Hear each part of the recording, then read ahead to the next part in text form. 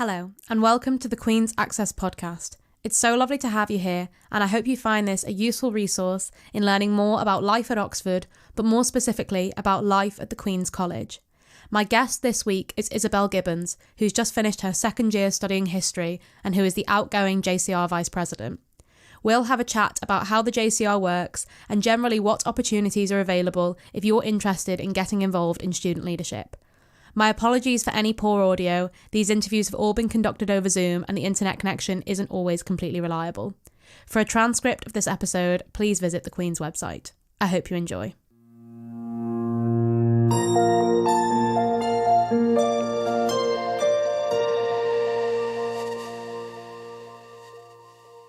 Hi Isabelle, how are you? I'm great, thanks. How have you been?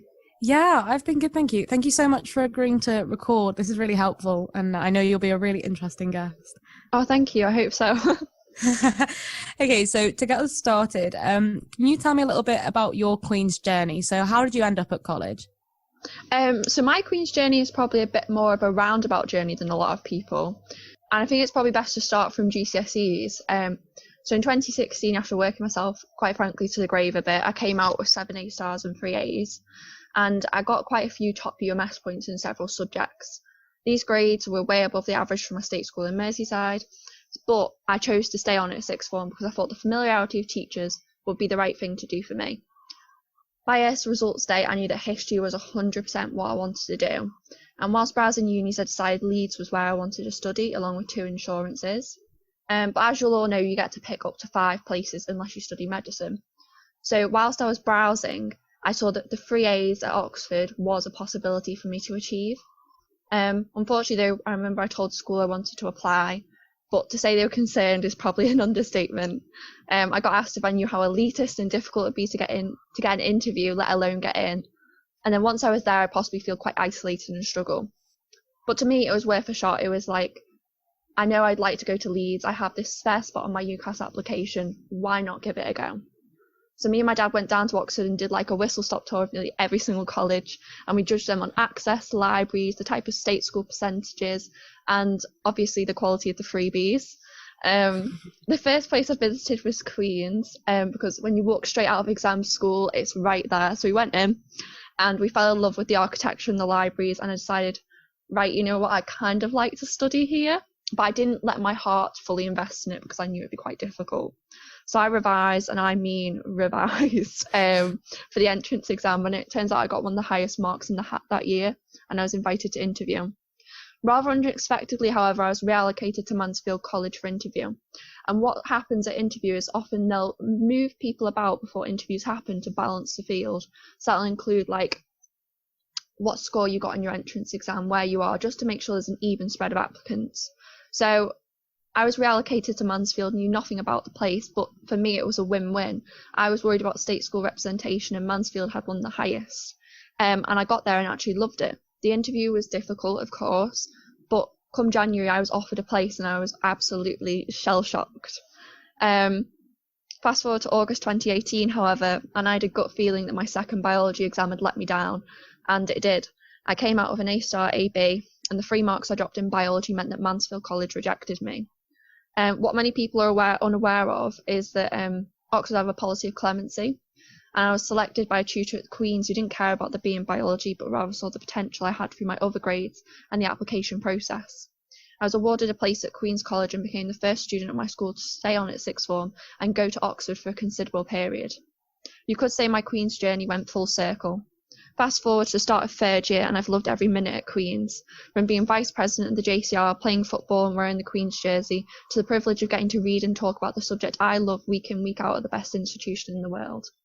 As a first-gen state school student who missed their offer and was given limited encouragement to apply, I defied the odds and tackled Oxford.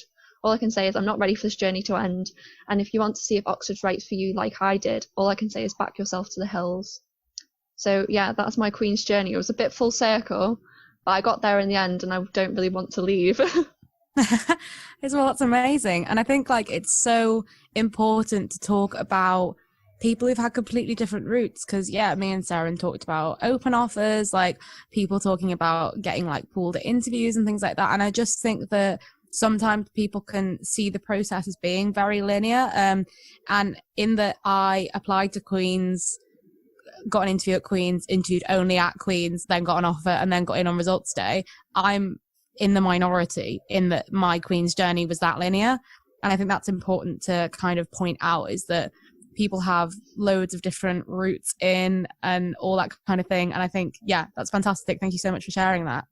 In general, what does a week look like at Oxford for you? Oh, well, everyone jokes that history students are infamous for having nothing on. And in part, this is true. Our degree is fairly unstructured and driven by personal study. History is a degree of discipline. And I basically don't do a lot in my week. Now at finals, I typically have 2 lectures a week, 3 tutorials every 2 weeks, and possibly a class depending on the paper I'm currently undertaking. So all in all, that probably averages about 5 hours a week. But that could also mean that I'm writing 3 essays every 2 weeks and preparing source material for a class discussion. So the hours do quickly add up. So my typical week will have football games. I go to yoga on a Monday, might go to the pub or beer cellar at college. I go to walks and talks, and that's scheduled alongside any admin roles I might have. So when I was vice president, I'd always do on a Sunday or the admin. So that was quite nice for a routine.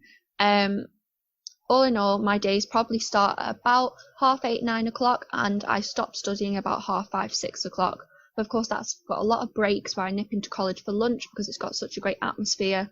You could say it's a healthy life balance of work and play, but you have to be disciplined. I think that's one of the major things about being a history student, is the lack of contact. Means you need to make sure you create a I'd say a nice timetable for yourself, which is quite enjoyable because I like structuring my day. Yeah, definitely. I agree. I think I've always looked at historians kind of with some level of amazement, because I'm somebody who needs that intense structure, and trust me, with a chemistry degree, you find that with the 25 plus contact hours a week sometimes. But yeah, I think that's really good, and having a lot of self-discipline, I imagine, is so important for that kind of thing. So so we've talked a little bit about Isabel personally, but now I want to get on to the main topic of this episode, which is to do with student leadership. So I think a key thing to clear up is something that a lot of people find very confusing before they start Oxford, myself included. What is a JCR? What does it actually mean? Okay, this is a really good question, as a JCR is both a body of people and a physical place. So JCR stands for Junior Common Room, and it does describes the body of undergraduates at a college as well as their physical space. So at a college, we have 3 types of common rooms. We have junior, middle and senior, and each of these have a physical space within the building to call theirs. So ours, for example, has a kitchen, a coffee machine, some sofas and beanbags, a telly and PlayStation, art supplies, Christmas decorations, and then rather randomly we have a boar's head mounted on the wall. But it's a physical space for undergraduate peers at a college to meet and attend meetings and to chill out. And so I would say, if you're confused about what a JCR is, it's both the undergraduate peers you will have within your college, but also the place where you will meet them. Yeah, that's a fantastic description. Thank you. So again, something that I find very confusing, or I definitely did before I started, is how is the JCR at Queen's different from the Oxford Student Union, and what kind of power does the JCR have within college and within the university as a whole? So in all honesty, this confused me, and sometimes still does until I became vice president and you really understand the workings of a JCR within college itself, but also how that relates to the Students' Union. The best way to imagine it is each college has their own JCR, which deals with their individual student body, yet also has representation in the wider student body, which is the SU. The SU is just the extended student body of the university, so it encompasses undergraduates and postgraduates, etc., whereas the JCR is solely the college's undergraduates. The JCR, like all students within the university, does have voting power at the SU, but most things are liaised between the president of the JCR and each college's SU rep. The JCR votes on college-wide issues, whereas the SU will vote on university-wide issues. In terms of powers, the best way to see it is an SU and JCR are more like pressure groups and mouthpieces for student concerns within college or the university. So, for example, on the college level, this might include rent negotiations, and the power to enact change sort of depends on the flexibility of a college. So yeah, that's sort of about the difference of a JCR to student union, sort of the powers we have. Yeah, that's perfect. Thank you. And I think that probably cleared up any misunderstandings I still had. So yeah, I really appreciate that. A key point to talk about as well, which I'm just going to point out now, is that the Oxford Union and the Oxford Student Union are not the same thing. And it can be quite confusing when you go in Freshers Week. So the Oxford Union is an independent society.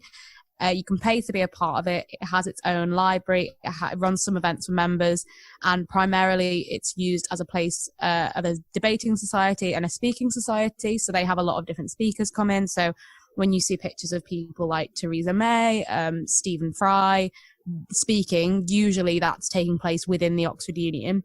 But the Oxford Union is something you have to pay for, and it's something you can choose to do in Freshers Week or choose not to do.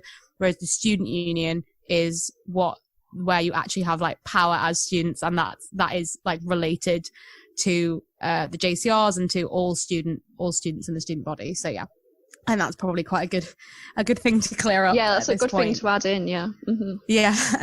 So Isabelle, as you've mentioned, you've been the JCR vice president, so you have been to your fair share of JCR meetings. So what happens in a standard JCR meeting? So yeah, JCR meetings can be quite variable, to be honest. But every JCR meeting starts with pizza. That is one constant. Depending on how many slices you get, depends on how many people are there. But yeah, Queens always start our meetings with pizza. But each meeting is different from the issues we discuss to the outcomes. In general, students submit motions, either requesting action, raising questions, or asking for money from our monthly budget to contribute to activities. All these motions are then debated and we cross-reference them with the Constitution, but that too can be edited.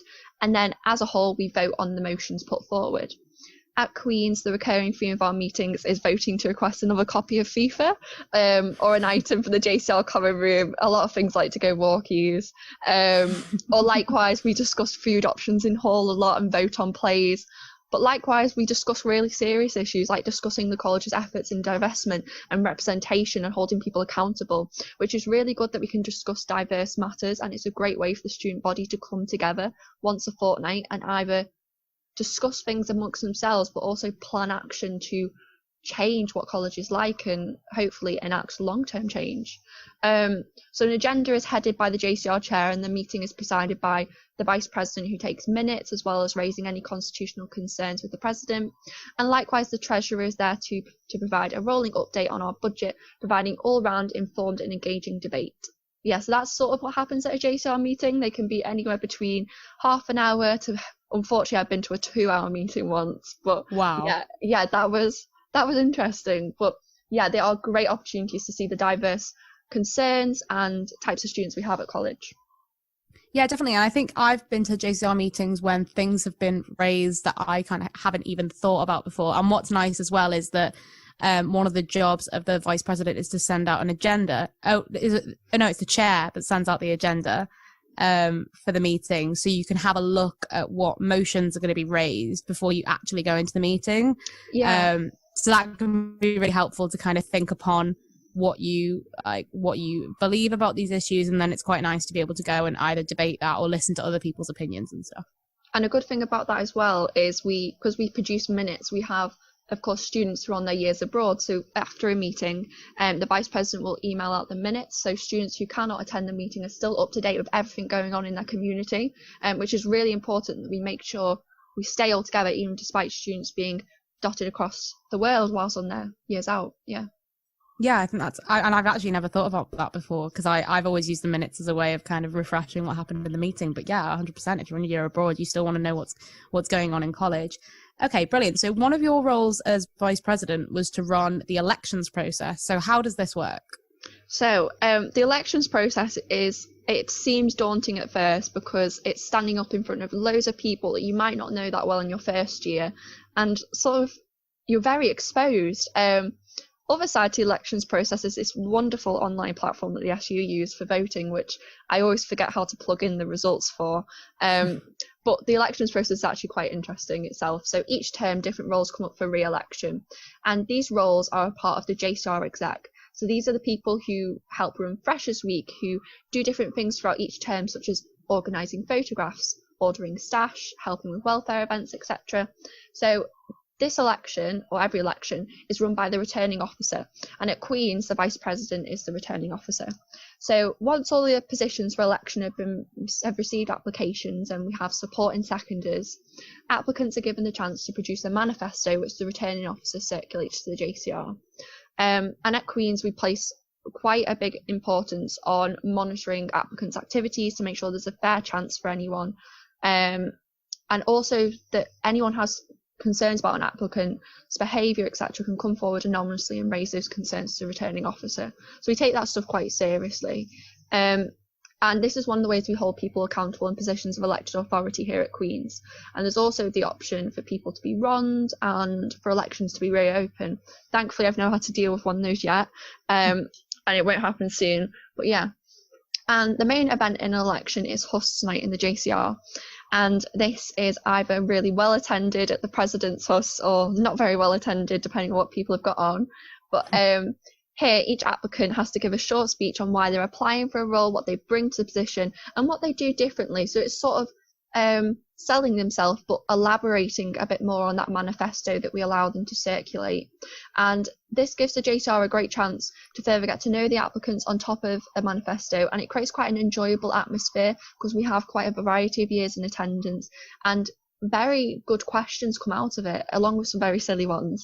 But the applicants then face questions from an audience, and it helps inform our voters on who they want to represent them and who they want to carry out all these responsibilities. So voting then commences on an online platform once the Vice President's worked out how to use it, and within 24 hours the results are circulated. And yeah, that's basically an election. I'd say the major thing about a JCR election in comparison to maybe an SU election or a societies election is that because the JCR, well, especially Queen's JCR, is so close-knit, because we have fairly small year groups, I'd say, it's more about people getting to know each other, and yeah, it's a very like family environment, I say. Yeah, I would say because I have, thankfully, when I ran for Access and Outreach Rep, I was uncontested. So my Hust had slightly less riding on it than some other people's. But yeah, I would definitely say when I've been to watch Husts where multiple people have been going forward for a role, even then there's still not a super competitive environment. Everyone's very supportive of each other, and people are very respectful, I think. And you know, everyone's always very like congratulatory, and I think it's a nicer environment. I found it significantly less stressful than going for head girl in school. Oh my goodness, yes, completely. So I think that's probably, and I think that includes like the presidential elections and everything. Like it's nowhere near as stressful as running for positions in school, I'd say. I think also the job of the vice president is to sort of make everyone feel a bit at ease. Like I always email the applicants going, if you want to meet beforehand and go through your speech, don't worry. Like it's not a place where people are trying to catch each other out. We are genuinely thankful for anyone who's going to order in our food for JCRT each week. Yeah, definitely. Okay, so if somebody is interested in being a member of the JCR exec, obviously they've got to go through the HOS process. What kind of roles are available to them? So we have a variety of roles within the JCR exec representing different groups and concerns. As there are actually well over 20 positions, I'm just going to give a brief overview, because a lot of these people you'll either meet on open days or you'll hear about them on our website, and of course they'll be organising Freshers Week.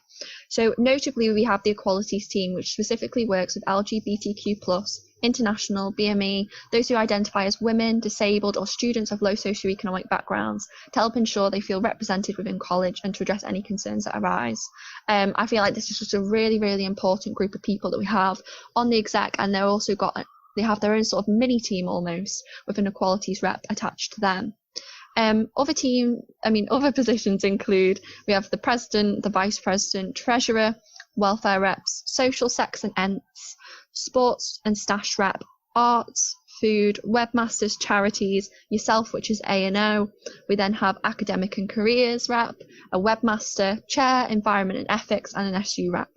And these individuals deal with anything from organising our termly end of term events, which are almost like parties and fortnightly college bops, to ordering stash, which is anything that has Queens written over it that you can wear. Then organising feedback sessions with our tutors in college, welfare events, and it's a really great way that they almost bring the community together. So the JCR exec will follow up relevant concerns and motions raised at JCR meetings. So likewise before, when I mentioned that we vote on what foods at hall, the food reps will go away and talk to the catering staff, and it's a great way of just channeling communication. They club together and put on Freshers Week, helping students move in, find their feet, and run some really important workshops. So this is where we run stuff like sexual consent workshops and balancing your time. And what's really interesting is the exec will be trained by workshops held at the SU. So that's where that link between the SU and the JCR is. And when we come in and deliver these workshops. We also do work behind the scenes to make sure that Queen's is the most welcoming place to current, future and past members. These people are elected on a variety of termly cycles as well, so it could range from 1 term to 3 terms, and they each start at different points, and this really allows loads of people to try different exec responsibilities no matter what year group they're in. So we could have a third year who's on a 4-year degree and they apply to do ENTs in their third year because they really want to get back into college life. I mean, that's really like a nice way that we've framed everything. So yeah, that's sort of the different exec roles. I'd say if you're ever interested in applying for one or you're a bit confused, just bob the person who has the position a message, or likewise go to the vice president, because their role is advertising the roles and running the elections, so they know fairly a lot about what the people get up to. Oh, thank you, Isabel. That was a brilliant whistle-stop tour of the exec. I think that was absolutely perfect. So yeah, something as well that's especially become relevant recently is that even if you aren't a member of the JCR exec, you can take part in specific working groups within college. So we have one to do with Queen's ethnic diversity. We have one to do with developing the way in which sexual harassment is reported within college. And there's a variety of different working groups, but you don't have to sit on the exec. So even if you don't think you'd like an exec position, you still have plenty of power, and there's plenty of avenues to kind of voice any concerns you might have within college, either through those working groups or through speaking to the rep who deals with the issues that you're concerned with. So yeah, I think the JCR is something that definitely brings everybody together, and I found it was such a bigger aspect of my college life than I thought it was going to be before I applied. Yeah, I think that's what people forget but also find different about the Oxford collegiate experiences.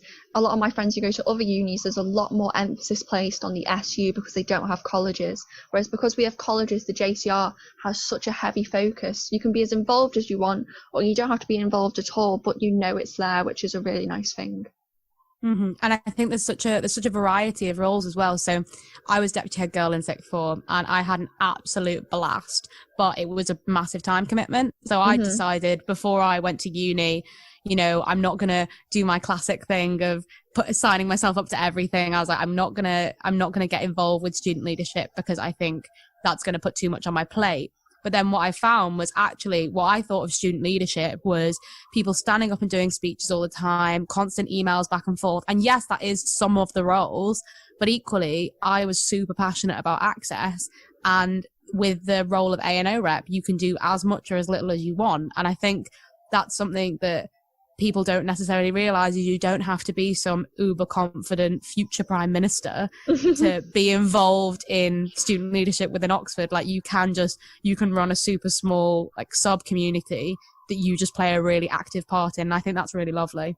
Yeah, I think just don't ever be scared to put yourself out there. So I applied, the cycle for vice president was from Trinity term to the end of the following Hillary term. So it's the end of first year to halfway through second year, and I applied because I was like, oh, I kind of like doing admin, etc., because I'd done some university societies, but also I really wanted to get to know people better. And I applied and like did the HUS, and I was only up against one other person, but I wasn't that confident, and the role actually brought me out of my shell, and I feel made me more integrated into the Queen's community. Like, I remember at the end of halfway through second term, when you have halfway hall, which celebrates halfway through your degree, I ran the halfway hall awards, and I was there thinking of all these wonderful things that my peers had done, which I know that I wouldn't have been in a position to have known if I hadn't put myself out there and taken that leap and signed up to be the vice president.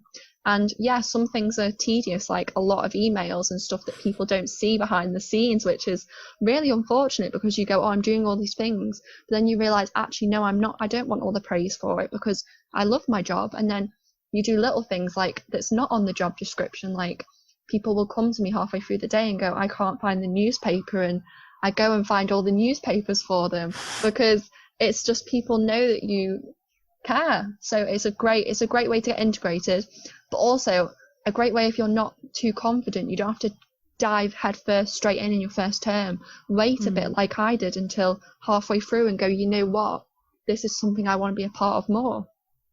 Yeah, definitely. I think that's fantastic. Okay, so as a close, I'll ask you what I ask everyone on this. So what is your favourite thing about college and why? This is probably the toughest question you've asked, because all the other questions are like role descriptions and stuff that is factual. It happens every day.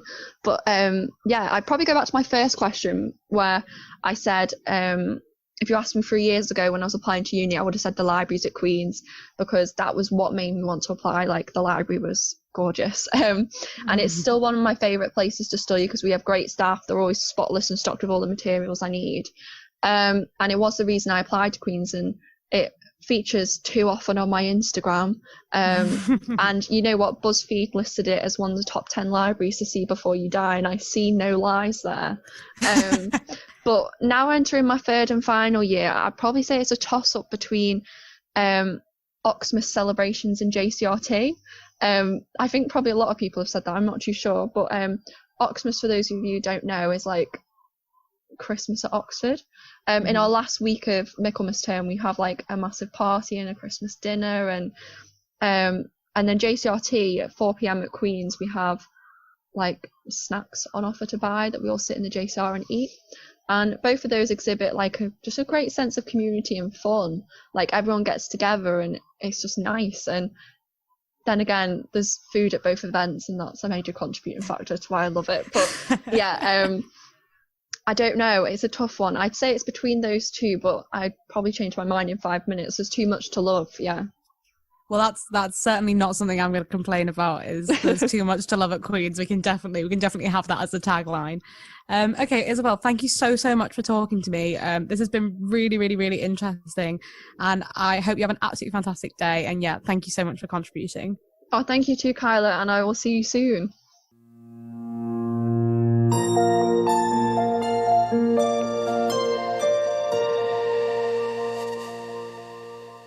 Thank you so much to Isabelle for that fantastic conversation, and a massive thank you to all of you who listened. There are loads more Access resources on the Queen's College website at www.queens.ox.ac.uk/access-outreach, and you can find out more about the college in general through its website, Twitter and Instagram, including on the Access Twitter @Queen's Outreach. That's all from me. Have a lovely week, and hopefully I'll see you again soon.